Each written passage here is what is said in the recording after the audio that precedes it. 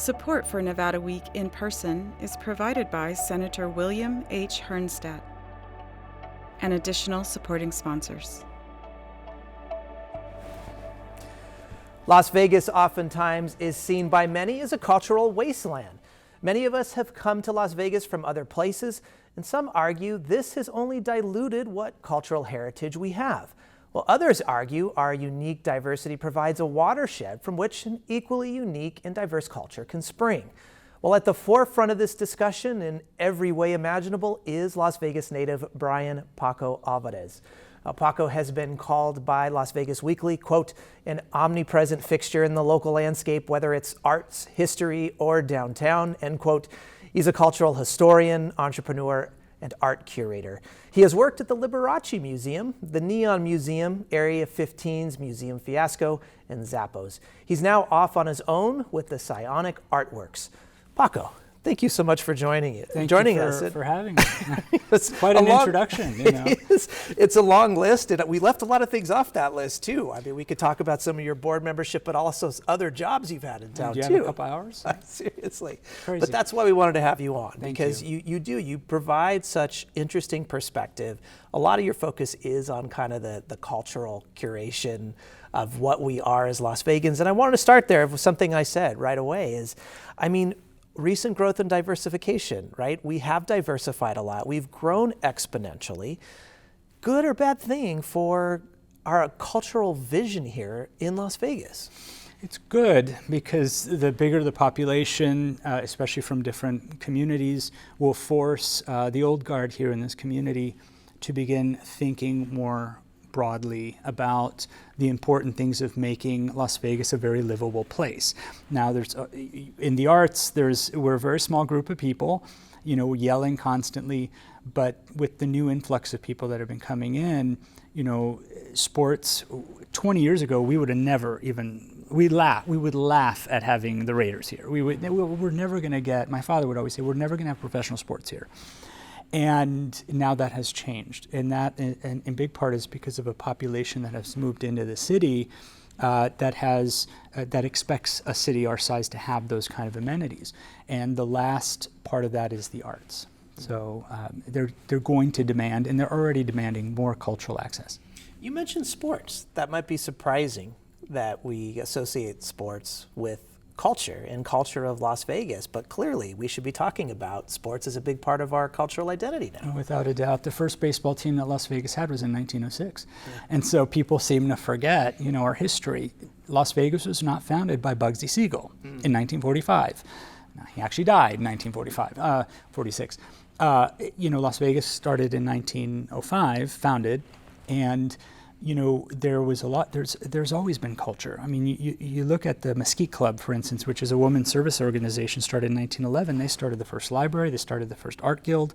This is all in the teens, when Las Vegas had a population of 500 people. Yeah. You said in the past, went through and found some old interviews of you, so bear with me, this is from several years ago, but you did say, in reference to population growth, quote, population growth has displaced the local population and its culture, in a sense, watered it down a little bit. We're talking about original kind of native culture here. Talk about that. Do you feel that way now, still, now that we've grown so much? That interview, by the way, for reference, I think was about 10 years ago. Okay. Yeah, I think it has changed, and my opinion has changed slightly. I think the key is making sure that we stay who we are as a city. You know, being able to wake up at 2 in the morning and go and grab a pint of ice cream at 7-Eleven is part of our culture. Being able to go to a bar or restaurant late at night is part of our culture. We're a 24-hour town. We should never change that. You know, people will adjust quickly when they move into the city and realize that, you know, we are a community. We're a very libertarian city. We're a very libertarian state. Low taxes. You know, we have a very different culture from other places. I think the danger is, with a lot of the population that's moving in, is don't come from New York or Chicago or Los Angeles saying, oh, we're bringing art and culture to Las Vegas. Because if you say that, you're going to offend the Paiute people that have been here for over 1,000 years. Yeah. There's been culture in southern Nevada for 10,000 years. It has been the center part of the migration of people from Asia to South America, and we're right smack in the middle of it.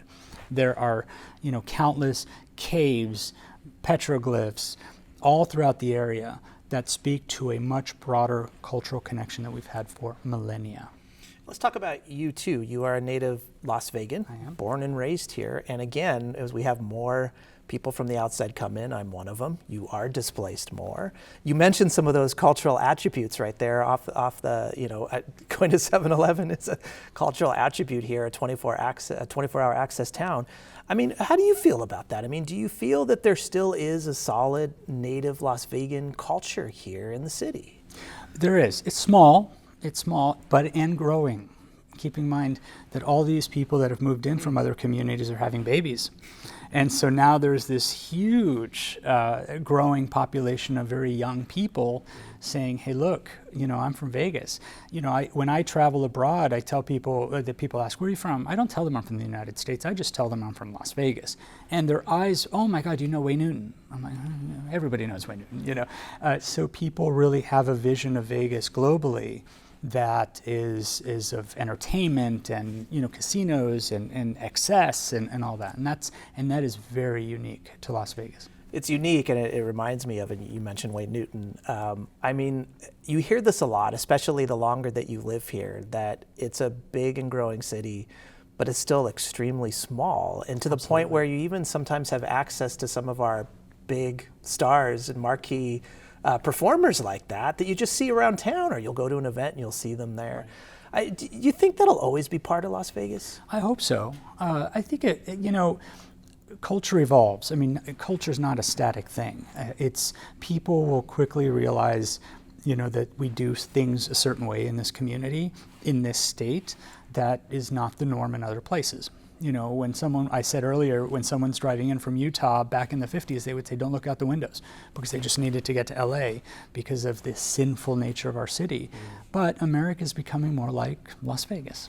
Water seeks its own balance. And so I think it's important for those who come to Las Vegas from other places to add a chapter to our ever-growing encyclopedia of the community. Yeah. Don't try to be the big fish in a little pond, just add to it. Yeah. And we will thank you for it. What a great analogy, and what a great segue to my next question. Your bachelor's degree is in anthropology. Mm-hmm. That might be surprising to a lot, that you focus on arts, maybe not so much on the culture side, but I think the art side. But I think you're smiling at me right now because it's not that far of a stretch. Why anthropology? First off, what interest is there, and maybe connect that to your life now. It's interesting. I've always been very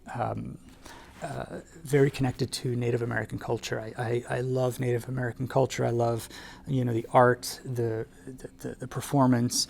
Latin America, the Americas in general, have this very rich Native communities, hundreds of communities across 2 continents. And so when I took my first anthro class at the College of Southern Nevada, I fell in love. I said, I don't want to be an architect. I was going to be an architect, and I threw that away, and I said, I want to be an anthropologist. Of course, my parents were horrified, because they're like, oh, so you're going to eat top ramen for the rest of your life? And I said, I am, and I love top ramen. So, but I was able to take the studies in anthropology, and thanks to a professor of mine, Dr. Vicki Kassman, who passed away last year, she had a museum studies program in the Department of Anthropology at that time, and 90% of the people she graduated from her program, or her students, ended up going and pursuing careers in the museum field. And so I specialized in the museum field. And so that's why I've touched so many local institutions. We've touched upon it here. I want to come back to the conversation of Native American culture and history here as well. We do have our own local tribes. Again, they're diminishing, and I've recently learned that the language of our local Southern Paiute is nearly extinct because we just don't have individuals learning it anymore. Are we at risk of losing that culture that's so important to what we are here locally? We are. There's a cheerleader, a member of the tribe, Fawn Douglas, who is a very accomplished local artist who has just recently purchased with her partner several buildings on Maryland Parkway. It's called Nuwu. It's a series of galleries and studios. People like Fawn and her family are keeping their culture alive. We've lost, across the United States, across the continent, we've lost thousands of language and groups because of the hegemony of Eurocentric culture. But now there's this rebirth here of the Paiute, people understanding, hey, look, Las Vegas actually is Paiute land. And so we need to educate more and more of the community by acknowledging those who came before us. And there's an artist by the name of Louis Varela Rico. When I sat on the Arts Commission, we commissioned him to do a sculpture for Main Street. And he was inspired by Paiute baskets, and so it's called Radial Symmetry. It's on Main and Commerce, and it's inspired by the Paiute people, which I think is very important. But he's not Paiute himself; he's from Mexico, but he realized there's this important culture, and we need to discuss it. And so it's a learning curve for the community. 100%, and the deep connection, whether you're Southern Paiute in this case or any background in Native American whatsoever, still having that connection is really, really important. Something else, to switch gears a little bit, among your entrepreneurial duties, I didn't mention that you are the owner of Fabulous Story Tours as well. Let's talk about maybe something that might surprise us if we've lived here for a while, or maybe we've been born here as well, that you have on the tour. Might be a little bit surprising for us as Las Vegans. Southern Nevada is home to two potentially the oldest structures in the state of Nevada. You have the Adobe, which is part of the Kyle Ranch Park in North Las Vegas, was a significantly much larger park. Unfortunately, the city of North Las Vegas just started selling parts of it, and now there's a couple of acres. But the Adobe, the debate's out if it's the oldest structure in Nevada or one of the oldest. And then you have the Mormon Fort, which was abandoned by the Mormons in 1858 after 3 years of struggles here.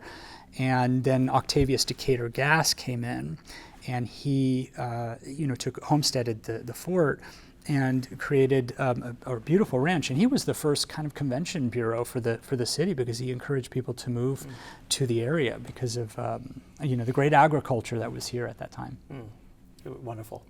Okay, we've got a couple of minutes left, a minute and a half, so I'm going to give you some shorter questions, shorter answers here, so bear with me here.